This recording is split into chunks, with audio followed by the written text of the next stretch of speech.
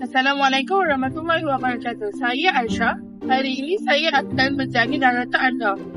Pada suatu petang, Syamila dan Mulia sedang duduk sambil membincangkan tentang pembelajaran mereka. Hai, boring lah subjek falsafah ni. Topik semua nama pelik-pelik. Saya apa? Nasi. Bukan set nasi lah, set nusi. Kau ni dia tu kau hebat tau tak? Kalau tahu nampak main phone waktu belajar, mesti dah sedih. Alah, zaman dia tak ada TikTok. Cuba kalau dia hidup kat zaman sekarang, dia akan scroll juga.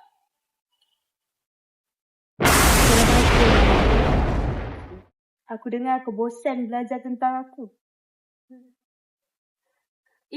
Ni cosplay kan betul-betul Imam Malik ni? Ini bukanlah cosplay.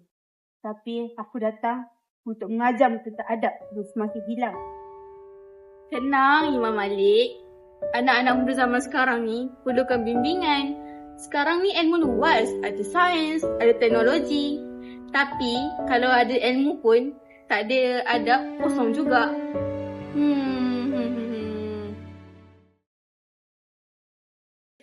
Oh, so jadinya Imam Malik ni nak kita tekankan adab sebelum ilmu. Sanusi pula nak kita gabungkan iman dengan ilmu moden. Betul anakku. Ilmu yang benar membawa kita kepada Allah. Ilmu yang salah ni akan menyesatkan hati kita semua. Ingat juga anakku, ilmu tanpa adab dan akhlak takkan berkat. Saya baru sedar ilmu ni bukan sekadar untuk pointer je. Tapi kalau kita belajarkan Allah, barulah berkat. Sedikit pesanan untuk anakku.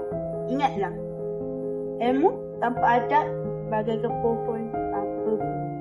Dan juga ilmu moden tanpa iman bagai lampu tanpa cahaya. Ini sajalah yang kami mampu untuk bagi peringatan.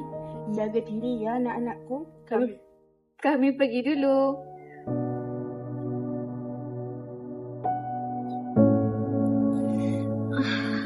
Aku mimpi benda pelik lah tadi. Aku pun sama, Mimpi apa? Aku mimpi pasal tu aku set nusi. Maaflah. Lepas ni aku janji aku akan belajar sungguh-sungguh, lepas dengar pesanan daripada Syed Nusi dengan Syed Malik tadi. Ya, betul, Belajarlah kita balik. Ya. Dan begitulah kawan-kawan, dua tokoh dari dua zaman tapi satu mesej yang sama. Ilmu perlu disertai dengan iman dan adab.